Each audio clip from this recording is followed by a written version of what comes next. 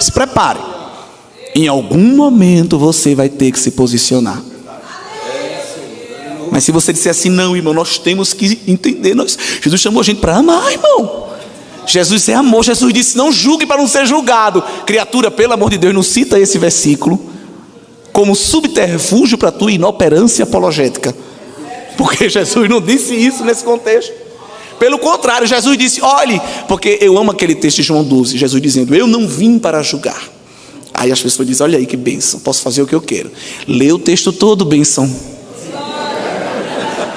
Deixa de ler versículo isolado, porque quem gosta de citar versículo isolado é Satanás. Que é isso, pastor? Está me chamando disso? Não, você não é ele, mas pode estar trabalhando para ele. Sabe por quê? No deserto, ele quis enganar Jesus com texto isolado. E tem crente querendo citar texto isolado para assegurar as suas decisões, né? Mas é tão lindo quando a gente ouve Jesus falar lá em João 12, não é? Em João 12, versículo 47. Se alguém ouvir as minhas palavras e não crer, eu não julgo. Parece que eu estou vendo Jesus falando isso num retrato pós-modernista, Jesus bem calminho. Porque eu não vim para julgar o mundo. Jesus com luzinhas ao seu redor, sentado no banquinho. Porque eu não vim para julgar o mundo, eu vim para salvar. Aí ele diz, olha aí, está vendo, igreja? Não pode me julgar. Oh, glória, olha o que Jesus disse no verso seguinte. Quem me rejeitar a mim, acha agora que ele se levanta do banquinho, apaga as luzes e tira a espada. E não receber as minhas palavras, já tem quem o julgue.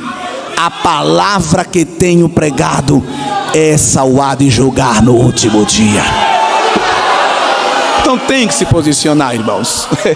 Nós temos que nos posicionar. Volta lá para o slide, por favor. Então nós cremos que Deus é criador, mantenedor e sustentador de todas as coisas. E nós cremos que Ele intervém na história. Ele altera cursos. Ele altera sentenças. E Deus quer que a gente se relacione bem, é o que ensina a Bíblia. Mas a nossa confissão de fé e prática é apenas a Bíblia. Nós não devemos fazer uso de outras tradições religiosas, porque evidentemente elas não estão assentadas na verdade inerrante da palavra de Deus. Mas esse terceiro ponto, ele é perigosíssimo. E ele está presente nas nossas pregações, está presente nos nossos louvores, nos nossos cultos, de pessoas cujo principal objetivo da vida é ser feliz. Ah, irmã, eu estou sentindo de fazer uma coisa, tomar uma decisão. Duas irmãs se aconselhando na igreja depois do culto. Ah, irmã, o que é que diz o seu coração? Ah, o meu coração diz que é para eu ir, irmã. Então siga seu coração, Zezé. Afinal, o que importa é ser feliz. A vida é curta. Irmão, se você usa esses argumentos, você não foi regenerado ainda. Quem disse que a vida é curta? Para nós não é mais curta, não. É eterna. Tem tanta adolescente aconselhando a outra, siga seu coração. Nunca leu Jeremias 17. Enganoso e perverso é essa bombinha que está batendo aí dentro. Enganoso e perverso é o coração do homem. Quem o conhecerá? Pergunta retórica. Ninguém. Crente não segue coração não, irmão. Crente segue o quê? Palavra. Lâmpada para os meus pés é a tua palavra e luz para o meu caminho. A palavra é farol de neblina, é farol de perto, é farol de longe. Aleluia. Observe que a palavra mostra onde eu piso e ainda onde eu vou pisar. É lâmpada para pé e luz para caminho. Quem está na palavra sabe onde está e sabe ainda para onde vai. Glória! Olha Deus acendendo o farol e dizendo, pisa aqui não. Pisa aqui não que tem embaraço, aqui tem laço, aqui tem tropeço. Desvia, altera a rota, porque eu quero te livrar da queda, para que tu chegue na nova Jerusalém. Aleluia! Não porque um guru, o horóscopo, o alinhamento dos astros. Vai seguindo isso aí, vai seguindo. Vai seguindo para tu ver onde tu termina. Deus não fez a gente para ser feliz. E eu sei que eu não estou frustrando expectativas aqui, porque os irmãos sabem disso. Eu não precisei vir aqui para ensinar isso. irmãos sabem, Deus não chamou a gente para ser feliz, chamou a gente para ser santo. O propósito da minha e da sua vida é refletir a santidade de Deus no mundo, refletir a imagem, a glória, a semelhança, o caráter dele. Deus não chamou a gente para dar a volta por cima, para reinar, para conquistar, para viver os sonhos, os ideais. Não, olha, isso aí é tudo invencionice ideológica, de ideologia triunfalista, que entrou em muitas músicas e muitas pregações. E a gente fica às vezes questionando Deus, que não fui chamado para ser tapete, fui chamado para ser cortina, não sou chamado para ser cauda, fui chamado para ser cabeça. Tem uns que não querem nem mais honra, quer a dupla honra. E aí a gente vai vendo essas coisas nas nossas músicas e todo mundo chora. Claro, quem é que não vai se emocionar com um negócio desse? Deus dizendo que vai lhe dar tudo isso. Então evidentemente tem que ter muito cuidado, porque o principal objetivo da nossa vida, nós somos criados para expressar a imagem dele. Esse texto que os irmãos escolheram de Filipenses 2, o apóstolo Paulo está dizendo isso à igreja de maneira enfática e sem arrodeio, no verso número 15, Filipenses 2 e 15. Deus não está chamando a gente para ser príncipe dele, rei disso, daquilo, não. Ele chamou a gente para a gente ser irrepreensível, sinceros, filhos de Deus inculpáveis, no meio de uma geração corrompida e perversa, entre a qual resplandeceis como astro no mundo. Não é o brilho do popstar, né? Não, no brilho da fama, é o brilho da glória de Deus. Então esse é o padrão da minha vida, o propósito da minha vida. E se eu falho nesse propósito, eu estou falhando com o próprio Deus. Então isso, irmãos, foi assentado da psicologia freudiana, que quis tirar Deus como ser central da vida e colocar o próprio eu. Freud, e se tem psicólogo aqui, sabe que eu estou falando, e até está sendo transmitido, eu não vou nem falar, porque se não tivesse eu ia falar algo aqui que era até mais forte. Mas os irmãos sabem que a psicologia freudiana, ela termina por ajudar o império do anticristo.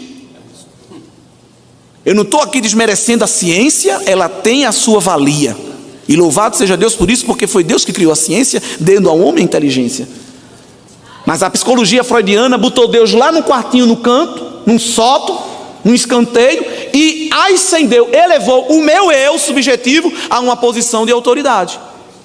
É o evangelho da autoexaltação, o culto ao desejo. O que é que Freud ensina? O que é que a Bíblia ensina? Que eu tenho que matar o meu corpo, mortificar a carne, suprimir o meu desejo. O que é que a psicologia freudiana ensina? Não, você tem que botar o desejo para fora, porque o seu eu, o seu ego, a sua vontade está acima, e o evangelho é algo oposto. Então quando uma criatura está sentindo, e pergunta, irmão, o que é que eu devo fazer? O que você está sentindo, minha filha? Faça. Esse não é o caminho bíblico, porque não é o que eu estou sentindo. Aliás, o que eu estou sentindo, irmão, eu não vou nem lhe dizer, porque não agrada a Deus. Mas não é o que eu estou sentindo, é o que Ele quer de mim. Eita, glória a Deus. Hoje você não pode mais pregar o evangelho puro em certos círculos eclesiásticos. A pregação evangélica hoje se tornou a pregação da autoaceitação, o evangelho da autoaceitação. Você tem que se aceitar. Aliás, Deus tem que lhe aceitar, Ele lhe criou, Ele sabe que você é assim. Que história! Jesus disse, não, quem quiser andar do meu lado, negue-se a si mesmo. Paulo não ficou na frente do espelho dizendo, bota esse leão que está dentro de você para fora. Paulo perguntou, quem me livrará do corpo desta morte, esta carne pecaminosa, este miserável homem que sou? Deus me livra disso. E não tem como se livrar do dia para a noite, é mortificando, é matando o velho homem dia a dia, é no jejum, é na oração, é na leitura da palavra. Crente vive uma vida de morte diária, para que possa viver a vida eterna com o Senhor Jesus, por final. Mas se você não tiver cuidado, você é um deísta, moralista, terapêutico. Não, irmão, eu sou assim, e Jesus me entende, Ele me ama, e não fale mal de mim não, que Ele lhe queima. Nós até chamamos Ele, mas só chamamos Ele, como diz aí o quarto ponto, quando a gente precisa dEle. A gente toma as nossas decisões, não consulta ninguém, só os nossos sentimentos. Quando dá errado, meu pastor, homem de Deus, me aconselhe, me dê uma orientação. Mas aí você já fez tudo. Deus, Ele não quer ser chamado somente para ser resolvedor de problema. Oração não é um balcão de petição. Oração não é listinha de desejo. Não é comanda de pedido para um Deus garçom, não. Oração é relacionamento. Deus quer a gente conversando com Ele. O que foi, filho, que viesse pedir? Não, pai, eu não vim pedir nada, eu só vim ficar perto de ti. Eita glória, aleluia.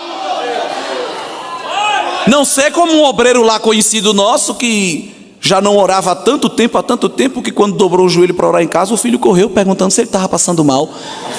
Está doendo, pai, alguma coisa? O que foi, meu filho? Não, o senhor está orando aí de joelho, alguma dor? Não, meu filho. E há muitos de nós assim, que até Deus se surpreende. Olha, coisa boa. É claro que Deus nos surpreende, né, irmão? Isso é força da nossa linguagem. Que Deus nos guarde desse deísmo moralista terapêutico, e que Ele encontre na igreja verdadeiros adoradores que se submetem à vontade dEle, que é boa, perfeita e agradável. Ainda que eu chore, ainda que eu perca, ainda que eu sofra, mas a leve e momentânea tribulação não há de se comparar com o peso eterno de glória que há de ser revelado em nós. Glória a Deus. Passa aí para frente, querido irmão. Temos mais alguma coisa para meditar esta noite nessa escola bíblica, além desses 5 pontos. Temos que ter cuidado com esse caminho de pregação, de falso culto, cujo objetivo é melhorar a autoestima, gerar uma felicidade subjetiva e fazer com que todo mundo se relacione bem. Esses são os principais objetivos dessa religião pós-moderna, que de maneira ideológica quer adentrar sorrateiramente em nosso meio. Precisamos estar com os olhos espirituais abertos, a audição espiritual bem aguçada, para evidentemente se posicionar, porque o nosso Deus nos chamou para o evangelho do sofrimento, o evangelho da renúncia, o evangelho da autonegação. E todos os homens e mulheres de Deus aprenderam, já quando foram chamados por Cristo, que sofreriam por Ele, e que só há coroa para quem carrega cruz. Tem gente que aceita Jesus hoje e já quer a coroa da vitória, a coroa para reinar. Não, meu filho, vai chorar um pouquinho, vai sofrer, vai ser humilhado, vai ser perseguido, incompreendido, zombado, ridicularizado, maltratado, mas no final, Cristo sempre chamando: bem-aventurado, bem-aventurado, bem-aventurado. Não preciso nem mandar levantar a mão aqui esta noite. Quem está passando por problema, tem irmão que vai pedir emprestado até a mão do outro. Levanta aí por mim também, que eu tenho muitos. Mas pergunta quem está triste com Jesus. Tem alguém? Não. Quem se considera feliz em Cristo? Onde está a verdadeira felicidade? Vê se tem alguém que quer abandonar o Senhor. Não, porque quem vem a Cristo pelo que Ele é, suporta as lutas desta vida, porque está servindo ao Senhor, para ter um relacionamento com Ele, para viver com Ele, para ser como Ele é. Esse é o evangelho que nós cremos. Precisamos de momentos como esse para fortalecer e fundamentar a nossa fé. Eu coloquei aí um quadro de informações que a gente precisa, irmãos, nessa última hora da igreja aqui na terra, fortalecer e fundamentar no tocante ao nosso credo, para as nossas pregações, nossos louvores, e para os trabalhos que nós fazemos a fim de alcançar as pessoas que estão lá fora, né? Toda a igreja precisa de uma fundamentação filosófica, teológica e evidencial. Ai meu Deus, vou ter que fazer 4 anos. Não, não precisa.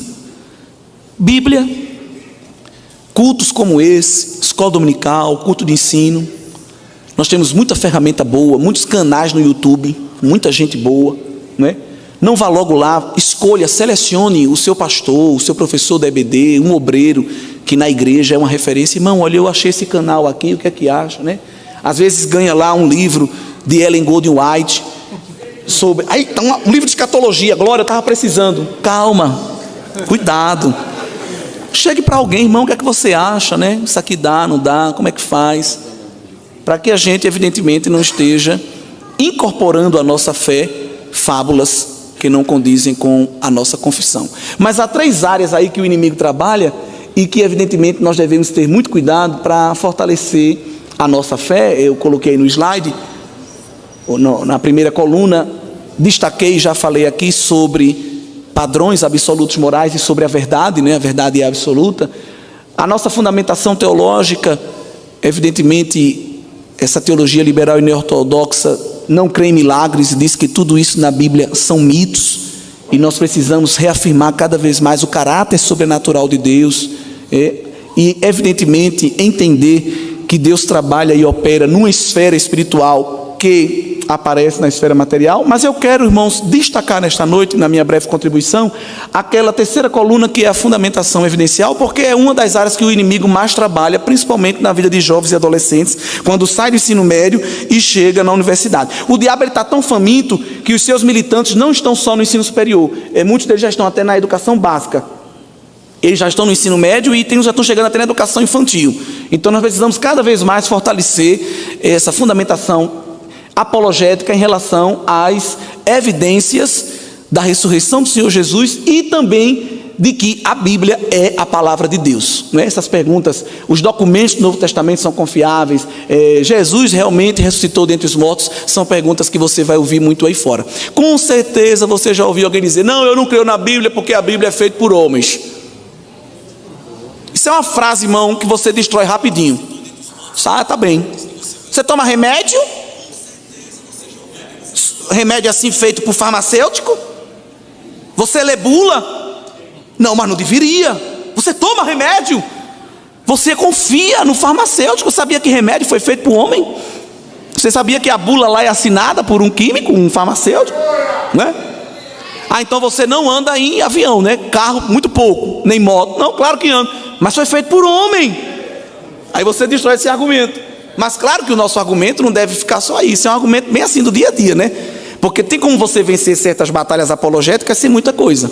Mas é claro que a gente tem que estar preparado com ferramentas para avançar a argumentação. Eu tenho um colega aqui, um amigo, que é matemático, acadêmico, cristão, fervoroso, e estava no mestrado numa universidade pública, e tinha um colega de classe ateu, militante, daquele jeito, irmão, cheinho. Vocês sabem. Aí ficava assim, olha, zombando da fé do irmão. Zombando da fé do irmão, zombando do irmão, muito inteligente, muito pacato, uma árvore frondosa do fruto do Espírito. Ele é muito calmo, esse irmão. E o ateu lá, que Deus, que Deus, que Deus. Até que um dia ele estava tão irado que disse: eu odeio Deus. Aí o nosso querido amigo diácono da igreja disse: então você crê que Deus existe? Não, claro que eu não creio, eu odeio.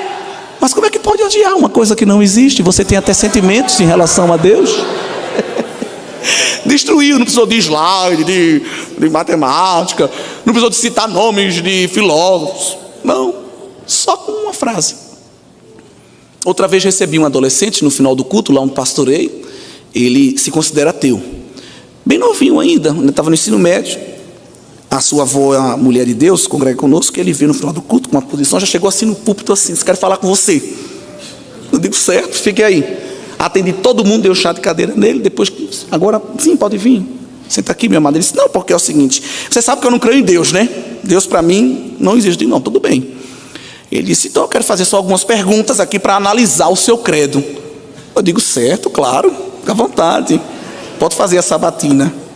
Foi 3 perguntas, eu pensei até que ia ser mais. Ele disse: primeiro, essa coisa, e nesse dia eu tinha até pregado. Ele pegou algumas coisas da pregação, ele ficou a pregação todinha assim, 17 anos, balançando a cabeça assim, olhando para mim. Esse negócio de que Deus manda, de que Deus ordena, que é a vontade de Deus, é tanta ordem, como é que eu posso amar alguém que só me dá ordens? Aí eu disse: você tem pai? Tenho.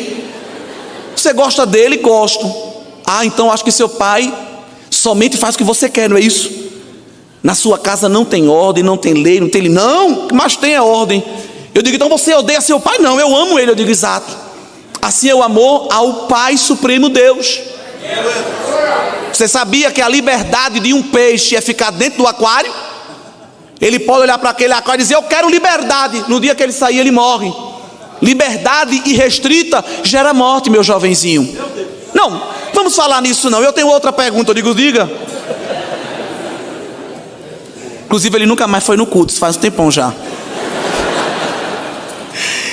Esse negócio de dizer que Deus criou e tudo mais, é tanta lei, é tanta coisa. E eu não entendo isso, porque evidentemente o mundo vive assentado na aleatoriedade. Eu disse, qual é a disciplina que você mais gosta? Acho que você está no ensino médio, eu estou no 3º ano, gosto física. Eu digo, coisa boa. Então você sabe que pelo menos nós temos aí uma série de quase 20 constantes universais, leis fixas que organizam a Terra. Se a gente mudasse algumas casas decimais dessas leis fixas, a gente não estava nem aqui conversando, não é? Ele disse, é verdade, mas não vamos falar nesse assunto não, de ciência não. Eu disse, não, você que começou. Outra pergunta, esse negócio de Deus é mistério. Para que eu me relacionar com Deus que é só mistério? Eu digo, não, ele não é só mistério. Você sabe qual é o último livro da Bíblia, irmão? Ele disse, Apocalipse. Eu disse, tu sabe o que significa a palavra Apocalipse? Não. Eu disse, revelação. Deus encerrou o cano dizendo muito mais que ele revela do que ele esconde. Olha, eu vou me embora, outro dia a gente conversa. E ele foi. Então veja, não precisou de slide, de cálculos, de nada. Se você conviver bem com Deus e com a palavra de Deus, ele vai te usar para defender a fé. Glória ao nome de Jesus.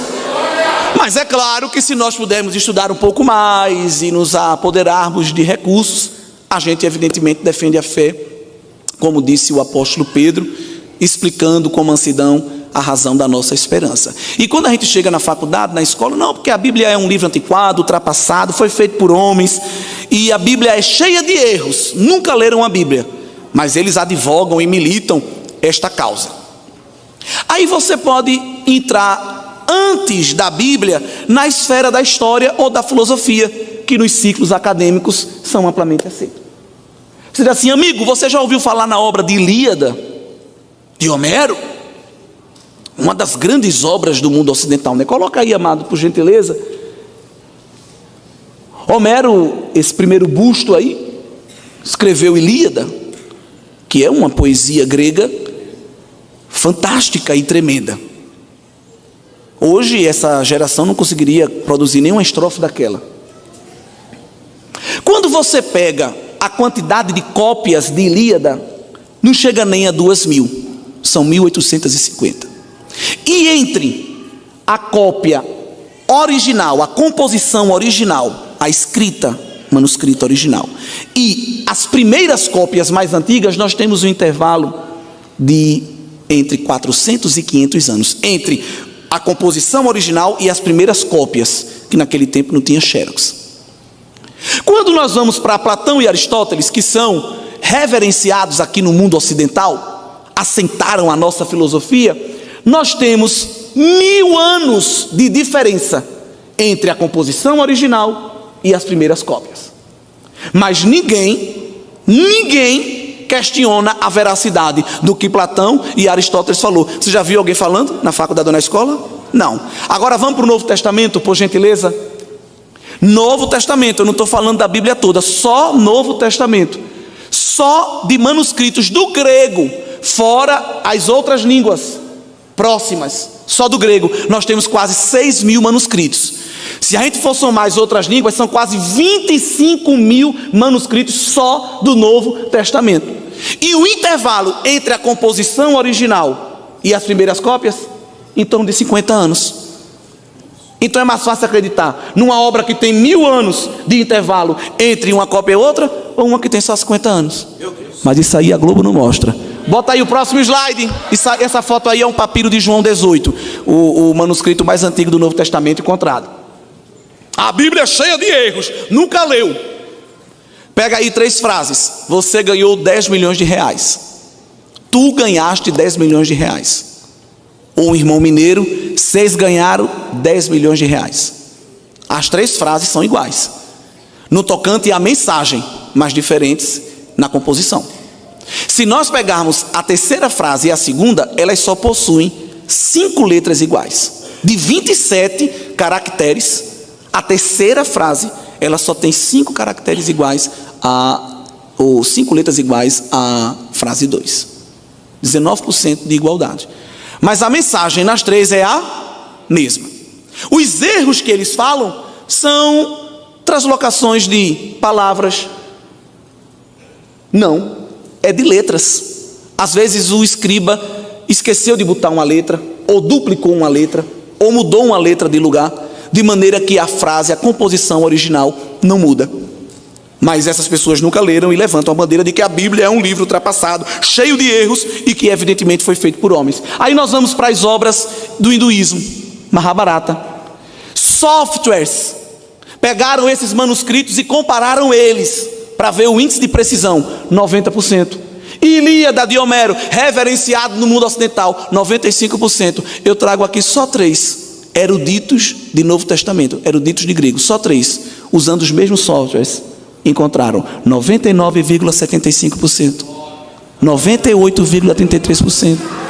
Ou o A.T. Robertson, que é muito usado nas nossas faculdades, encontrou 99,99% de precisão, de igualdade em todos os manuscritos do Novo Testamento. Isso aqui não vai ter documentário na Globo, mas a gente está aqui para aprender isso. Quando o professor disser, não, a Bíblia é feita por homens. Não, a Bíblia é a palavra inspirada pelo Espírito Santo de Deus, é a revelação do Pai, é a fonte de vida, e nós cremos nela, e pregamos, e praticamos, porque encontramos nela a razão da nossa existência. Louvado seja o nome do Senhor Jesus.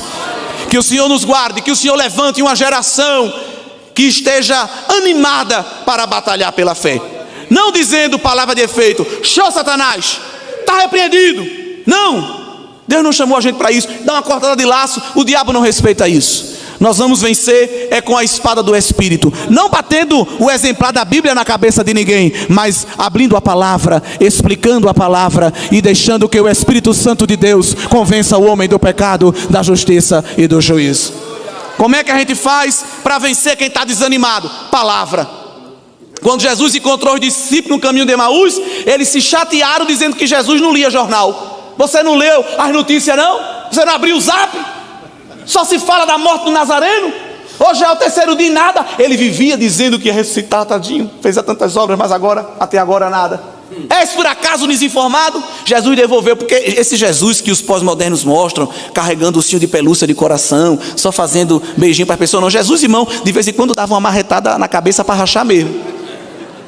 Como eles disseram que Jesus era desinformado do jornal, aí Jesus disse, vocês são desinformados de Bíblia, nércios e retardados de entendimento, porque Jesus falou de um jeito assim, né? Mas disse, tardios de entendimento de coração.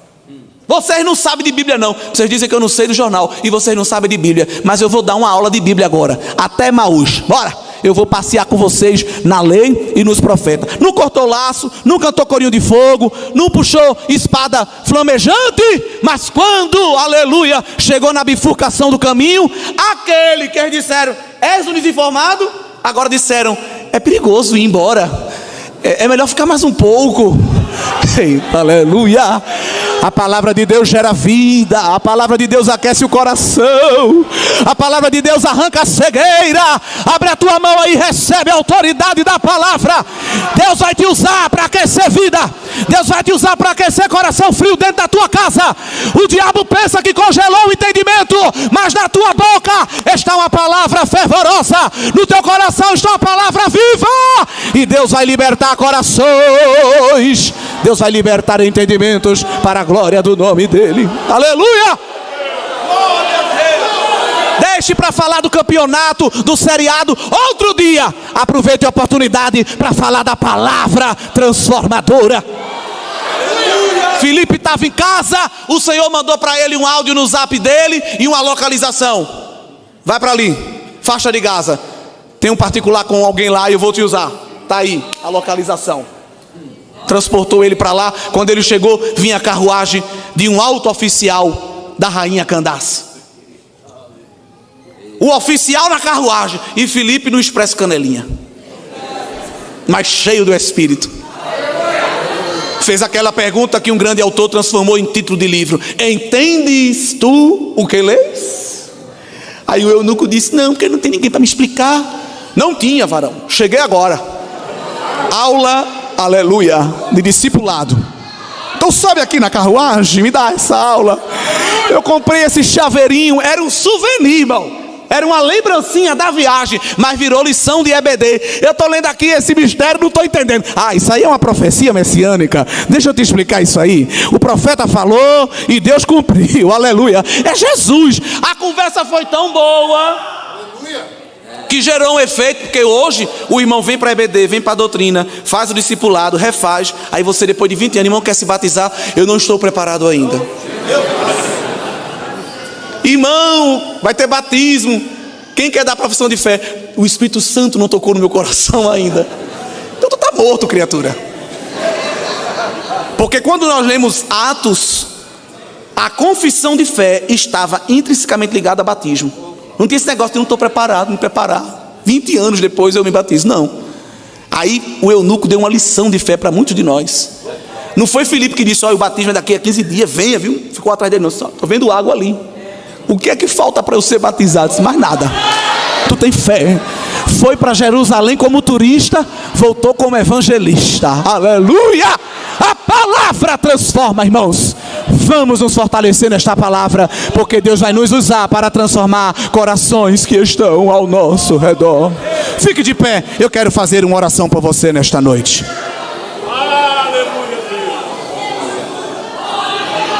Aleluia.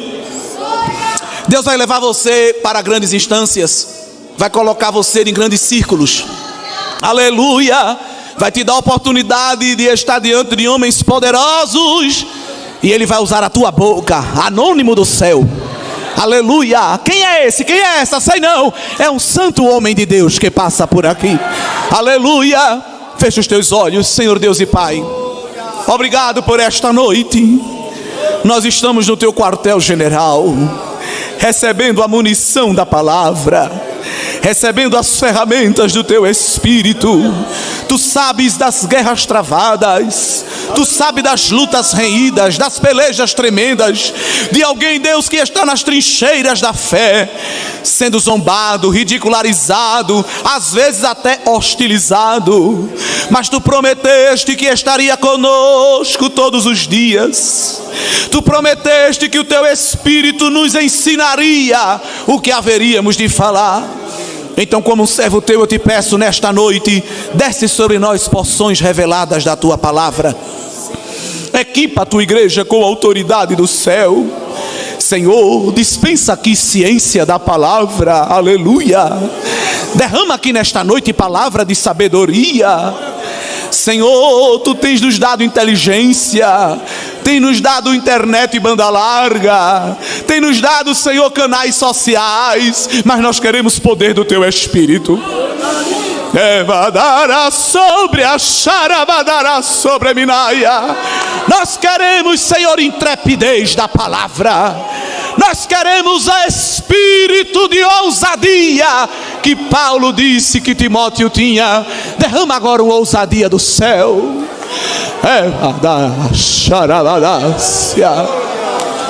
Crente que era espião secreto do céu, que isso termine hoje. Levanta aqui embaixadores de Cristo, levanta aqui embaixatriz do teu reino, Senhor. Coloca agora aí, Deus, o selo do teu Espírito, o fogo do teu Espírito, a unção do teu Espírito Santo. Recebe aí este óleo. Deus está levantando o teu ministério, o teu chamado. Deus está levantando você como uma voz para esta nação, uma voz para o teu bairro, uma voz para a tua parentela. Nabucodonosor pensava que ia reinar, mas chegou um Daniel lá dentro para arvorar a bandeira do Deus El Shaddai. Recebe aí Espírito de Deus, recebe aí graça, recebe aí a operação sobrenatural do Senhor que está descendo sobre a igreja. O Senhor vai te dar graça para vencer. O Senhor vai te dar autoridade para repreender o mal que vem sorrateiro. Olha Deus te dando discernimento. O mal que vem perspicaz, mas com astúcia. Olha Deus te dando sabedoria. Olha Deus quebrando as arapucas e as armadilhas ideológicas que quiseram entrar na tua mente. Receba aí libertação. A fé não fingida que estava sobre Timóteo está descendo aqui esta noite, porque aqui há uma geração que recebeu as sagradas letras, que recebeu a sã doutrina, que recebeu o leite racional. O veneno está sendo tirado da panela hoje. Ideologia satânica que quis ser implantada na tua cabeça, filosofia do diabo, Deus está tirando, porque Ele colocou em ti a mente de Cristo, o capacete da salvação e o selo do Espírito Santo de Deus.